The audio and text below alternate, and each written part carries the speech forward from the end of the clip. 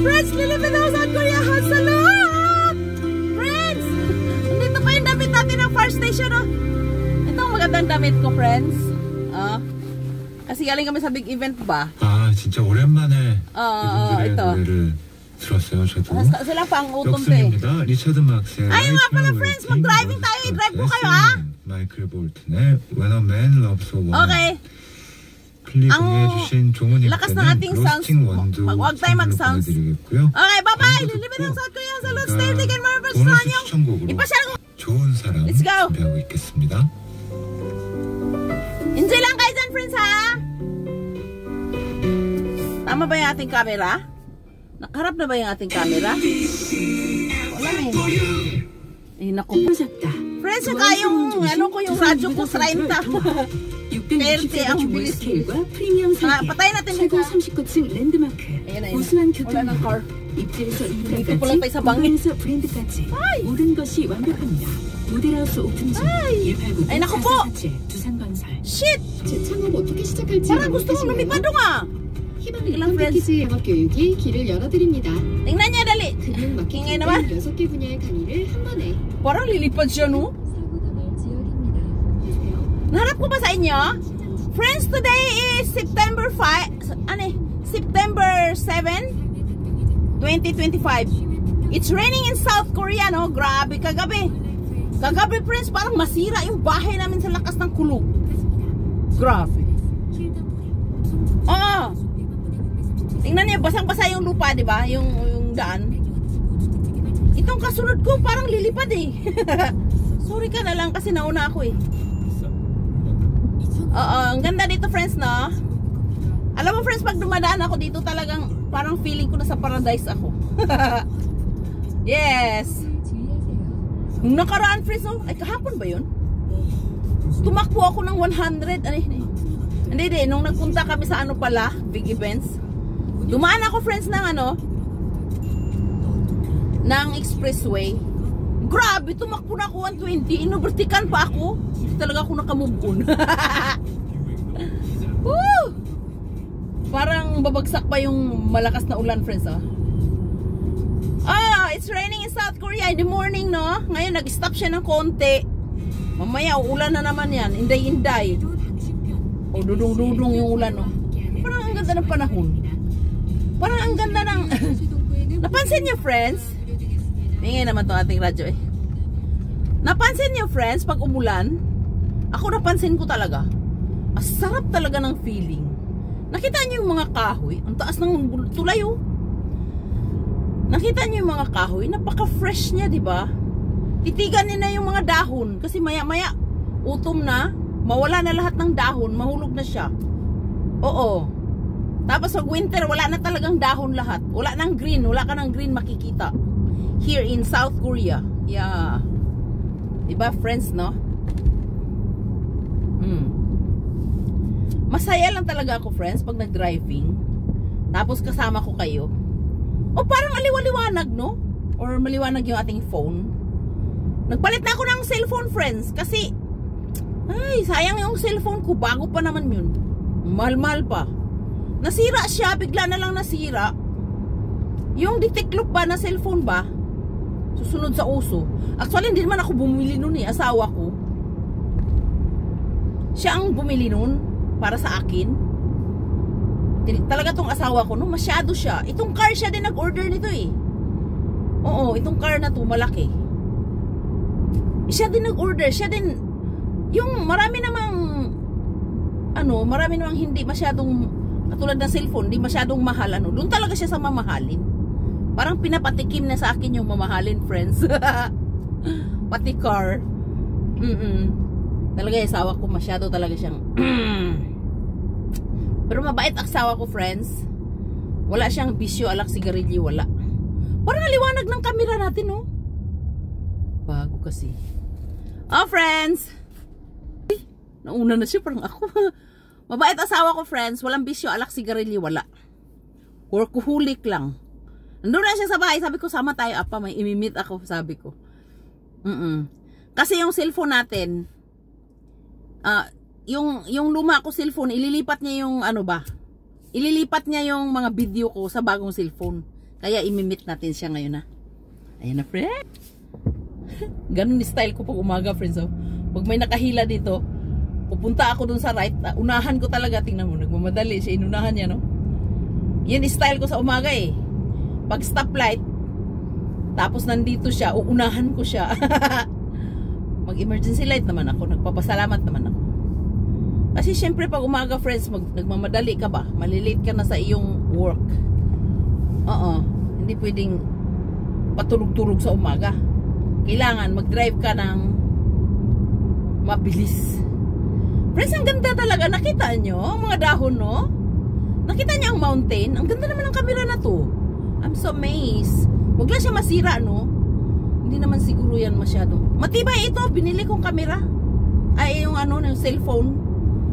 Kasi hindi matibay. Hindi pala matibay, friends. Akala ko matibay yung ditiklop na cellphone. Hindi siya matibay.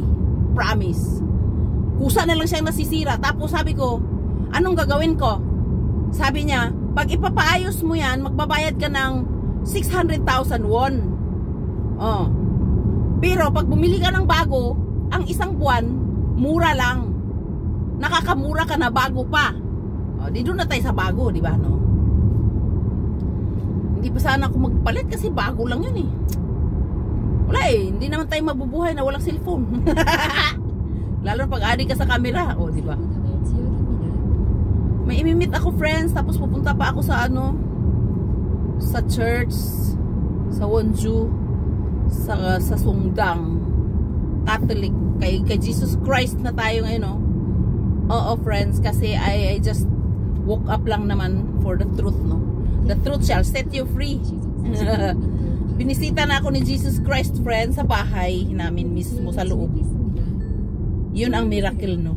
Well, my son was praying to God to come home. Siya ang dumating. So 7 minutes na naman.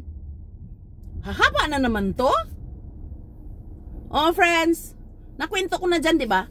Friends, yung mga nanood ng video ko, yung maraming views, yung about dun sa tinulungan kong walang visa na 2 people na pinatira ko sa bahay ng 6 months, di ba? Sa loob pa mismo ng kwarto namin mag-asawa. Nandito na sila, no, sa Korea. Yung part na video na yon, ang daming nanood. Ang daming thousands ang nanood.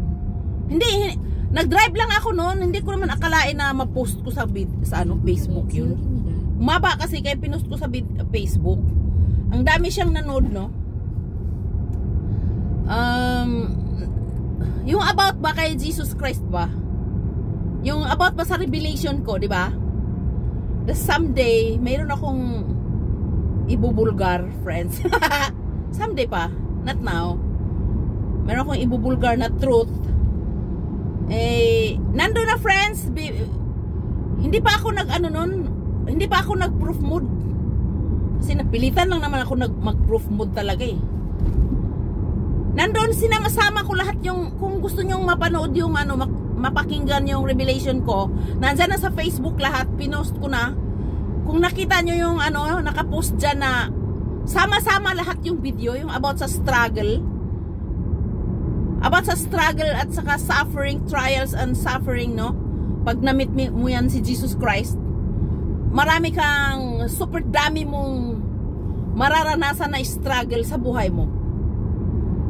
Not because of you, of your family, no? But because of the other people na yung dati sa kabila ba? Sa kabila mong church. Ayaw nila kasing umalis ka doon. Kaya panay ng punta nila sa bahay namin, yung mga leader doon. Talagang kukunin ka. Alam mo yung nakasulat kasi, it is written, di ba? The devil want your soul.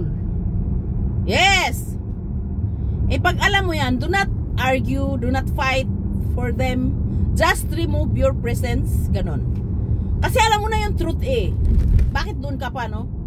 Siguro, friends, kung hindi ako open spiritually, hanggang doon, andun pa rin ako. Nag-enjoy naman ako doon. Hindi naman ako, ayaw ko yung manira. Alam mo yun? But I just want to tell the world about the truth. Yun lang. I just want to be heard. Yun lang naman. Pero alam mo, masyado silang ano eh. Alam mo yun, friends. Naku, humaba na naman to! 약 400m Nandito na tayo sa city, friends. 과속 신호 위반 단속 구간입니다. Magpakita na tayo. Mag-off na tayo. Masyado silang, ano yun? Masyado silang, hindi ko mas explain kung bakit. Grabe. Hindi lang 1 time, 2 times, 3 times na nagpunta sila sa bahay, mga leaders doon. As in leaders, no? Hindi ko lang i-mention kung anong klaseng leaders. Basta pinakamataas na leaders, no? Doon. Punta-punta sila sa bahay para makuha nila ako ba? Kinausap sila ng asawa ko. Sinabi lahat ng asawa ko. Kasi alam lahat ng asawa ko yung revelation eh. Siya ang unang tao na nakaalam sa lahat ng mga revelation ko. Kaya pinaglalaban din ako ng asawa ko eh. Pero nung una talaga, friends, pinasok nila yung bahay namin, yung mga leader na yan. Doon sa kabila ba? Kabilang church. Pinasok nila ang bahay namin, wala kami mag-asawa, wala kaming mag-asawa. Yun talaga, friends, talagang iba yung pakiramdam ko talaga. Oo. Friends, nandito na tayo sa city. I-off ko na to kasi baka humaba pa yan. Yun ano, ipasyal ko lang naman kayo eh. Tapos napunta na sa revelation. And friends, kasi punta tayo sa church, friends, para may panlaban tayo, no? Kailangan talaga yun eh. Huwag kang makipag-away pag mayroon kang taong ayaw, yung kinakaburo ka, yung iniinsulto ka, no? Dahil na-meet mo si Jesus Christ, iniinsulto ka talaga ng mga yan. Kasi they can see fruits in you. You are special. Pero pag alam mo yung truth, friends, hindi ka matatakot. Because the truth shall set you free. Yun eh. Yun yung point ko. Humaba na, no? Pero alam mo, ayaw kong makipag-away. Basta I just want to be still. Basta yan, nandyan yung asawa ko, kausap niya. Yun lang. Pero nag-enjoy ako doon. Ang tagal ko doon, no? 21 years, no? What is 21 years, no? In the Bible? Sacrifice yun ni, ni Jacob sa Haran, di ba? Di ba? Ito. 21 years of sacrifice in Haran ni Jacob. Ayan na, humaba na naman to. Di ba? Doon, grabe ang mission ko doon, friends, sa kabila. Hindi ko naman pinagdadamot sa mga anak ko na namit ko yung asawa ko doon, ganun. Pero ang dami kasing hindi ko nagustuhan ba? Ang dami kasing, alam mo yun, I only believe in the Bible because the Bible is the truth. The Bible tells the truth about people, about God, about spirit, about demons, everything. The Bible is the truth. Only the Bible. Yun lang. Kasi napaka open spiritually ko, friends. Ang dami kong revelation. Pag nagkwento nga ako doon, friends, sa mga revelation ko, grabe, kinikilabutan yung mga leaders doon. Sinasabi nila talaga para silang nagbabasa ng divine principle. Alam mo yung divine principle? Yun yung books na ginawa doon sa kabila na hindi ko alam kung, ewan ko, kahit anong gawin ko. I love the Bible talaga, yun lang. Ayoko nung manira nga eh. Ang sabi ng mga leaders doon, pag nagkwento daw ako nangingilabot sila at saka para silang nagbabasa ng mga speech ng founder doon. Who am I, di ba? Who am I? I am just an ordinary person, no? From the mountain of Bukidnon. I have nothing, no? But the Almighty, the Alpha and the Omega, the beginning and the end. The beginning and the end, the Alpha and the Omega, the Creator of heaven and earth. Siya yun, friends. Gumawa siya ng paraan para makaalis ako dun. Napakahirap, friends. It's so hard that I couldn't bear. Really. Kasi alam mo yung tipong minahal mo na sila ng sobra. Yung mga members doon, sobrang bait sa akin. Minahal nila ako ng sobra. Minahal ko rin sila. Pero mas pipiliin ko na lang ang eternal life, no? Kaysa tao.